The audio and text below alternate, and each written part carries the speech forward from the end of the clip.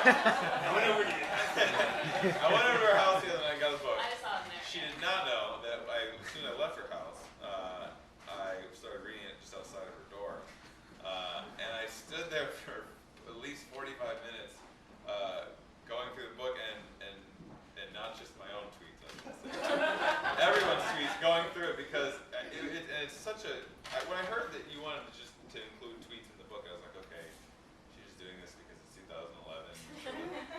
Obligatorily, like, yes, Twitter's important, but the way that she structured it put you right back, someone who was there put you right back in the action, and it's structured really, really great with like reflections from people who had some time to think, and then people like me who were like, hadn't slept for 2 days, and like just saw some really cool at 2 a.m. and like wanted to tweet it, so the way it's structured is really The Twitter part also, I mentioned the book that the London folks did, but there's also another book called Tweets from Tahrir, which is just a book that's all tweets from the Egyptian Revolution, which is sort of another inspiration that, because I thought that, I mean, they had chapter intros, but besides that, it was all tweets, and it just told the story of what happened there. I thought in a really engaging and just sort of fast-paced and powerful way, so it attempts to do that as well.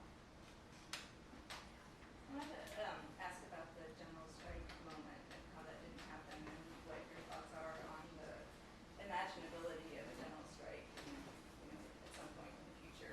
And I mean, just to, I guess when I think about this question, I always think about the sort of the question of people seeing their jobs on the line, and what organizing is like when people don't have jobs, or what labor organizing means in a world where there's mass unemployment, and what support structures the movement can build for the reproduction of life in the absence of employment.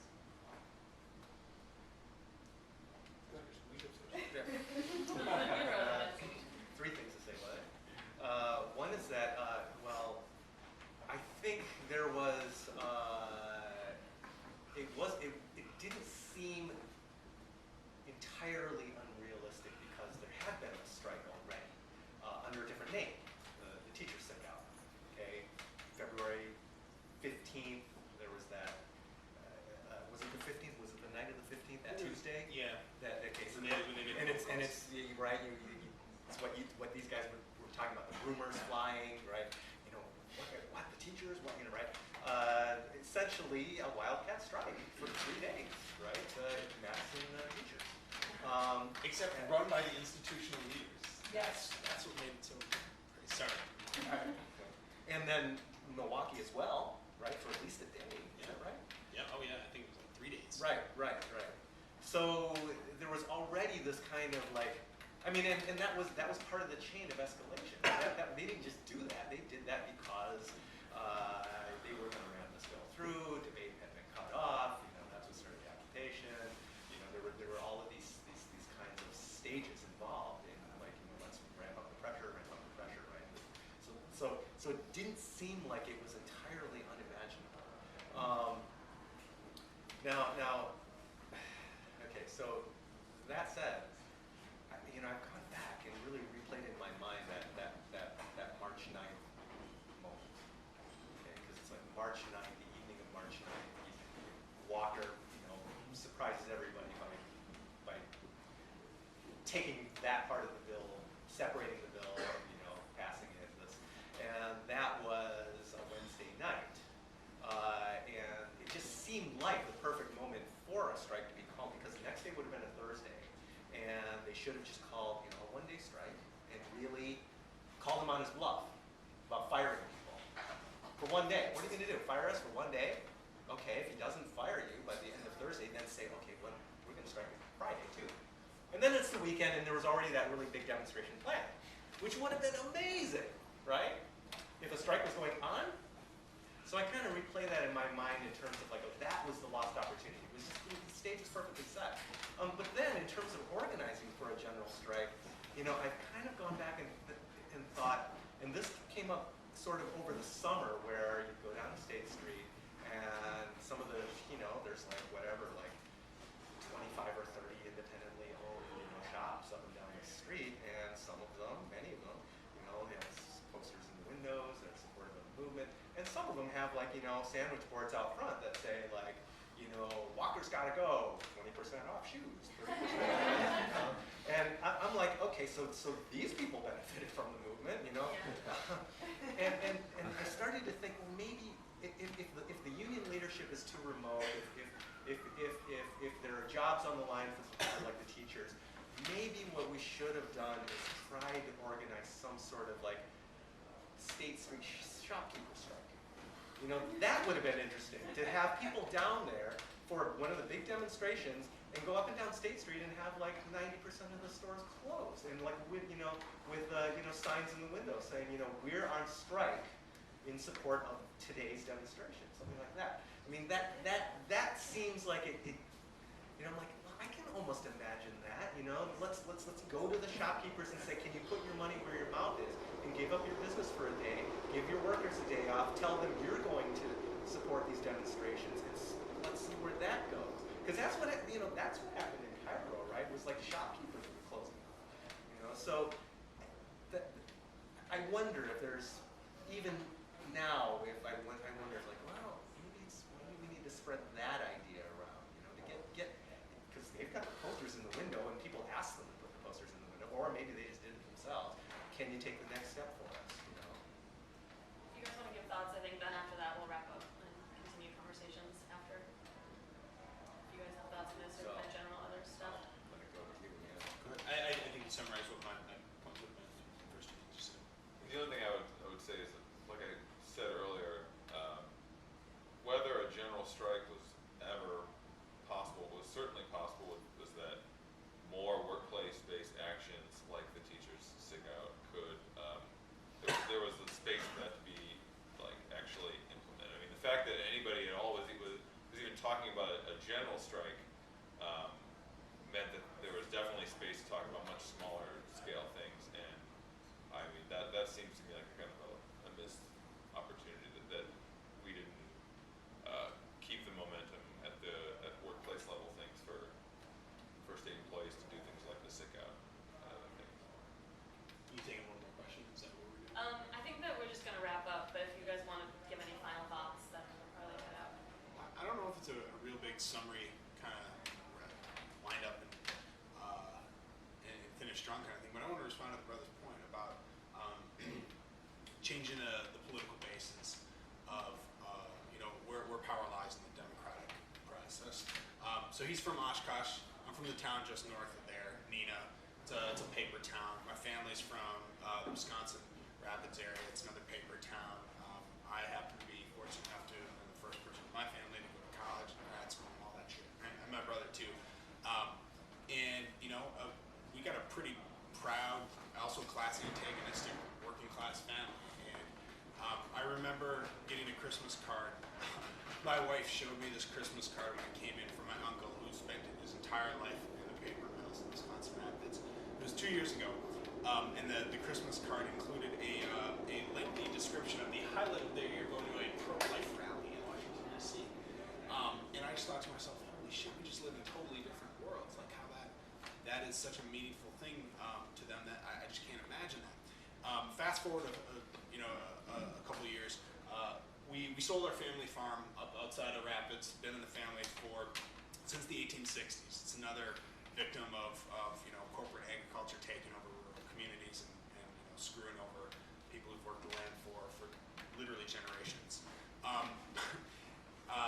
And my uncle, when I got out of the car, the same guy who sent the Christmas card, came up to me and gave me a giant hug. And again, I escaped with my ribs intact, and I was a little taken aback. And he didn't really talk politics very much. And he said to me, Peter, I had to say thank you, because what's going on in this world just ain't right. And what you guys did, it showed us that people are willing to fight back, and that you were speaking for me when you were down there. You were speaking for our whole family, and I was so proud to see you on the TV and the newspapers and all that. And I just thought there is a space to open things up and really completely reframe discourse, debate, and what politics is like.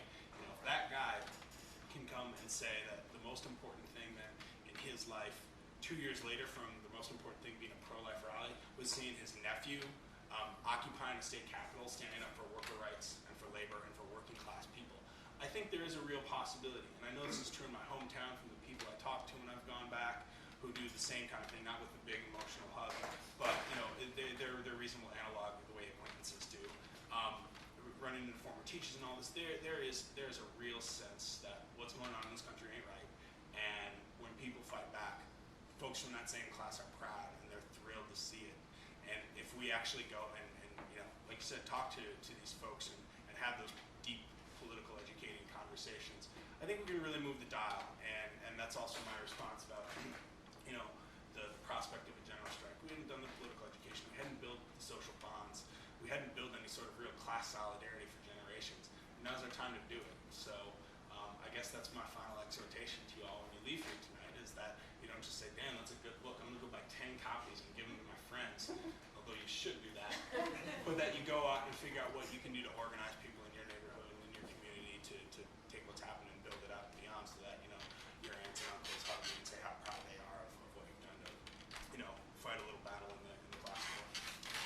That's a really great story, and I think it points to an important point that this struggle really obviously changed a lot of people, and I think leftists like to be really dour about the victories or the losses that are always handed out to them, and you can be really sad and down about the many losses that have been had. But the truth is that a lot of people were transformed by this, and it's going to, I think, it'll be interesting to see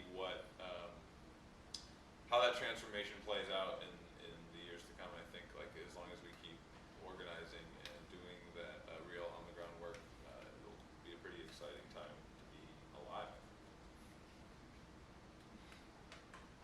In the theme of the Steelworkers Convention going on right now, stand up, fight back. I mean, that's just that simple.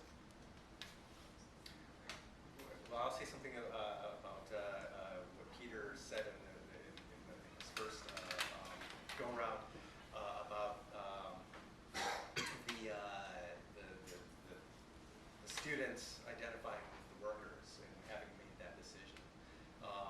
That happened in so many different ways, with different constituencies identifying with other different constituencies, where the teachers having the sick out instead of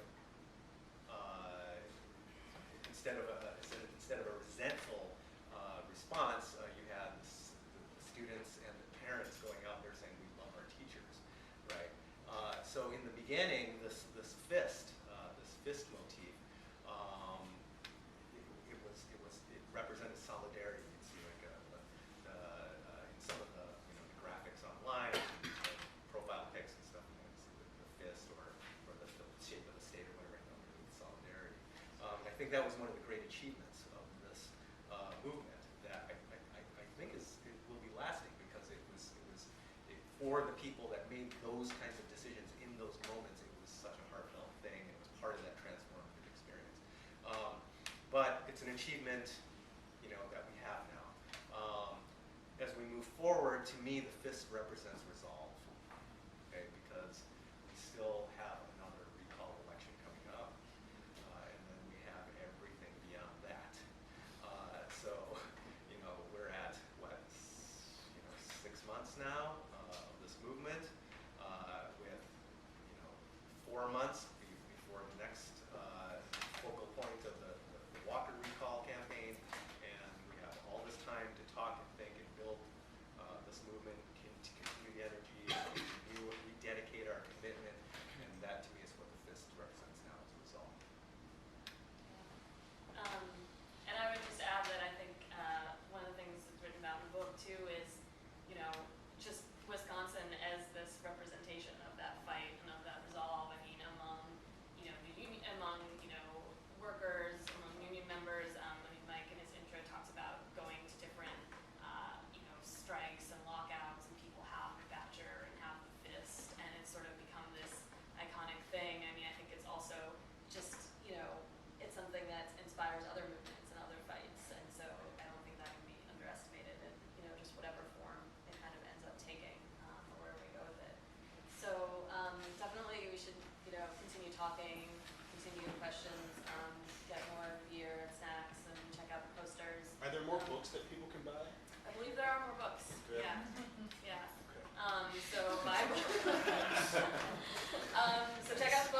swing good by home some. teamer.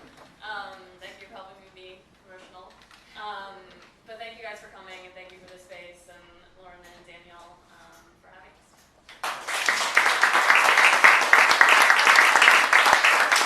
And hey everybody, one thing that didn't get mentioned is that while that is the Art in These Times gallery and this is the In These Times office space, the room that we're in is the Alternative Press Center, which is another organization that uses this space.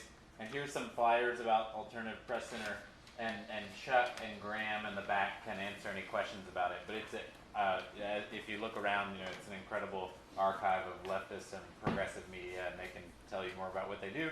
Or if you don't want to chat it up, then you can get these flyers, and I'll take them here. Okay? Thanks for coming. Hang out. Thank you guys.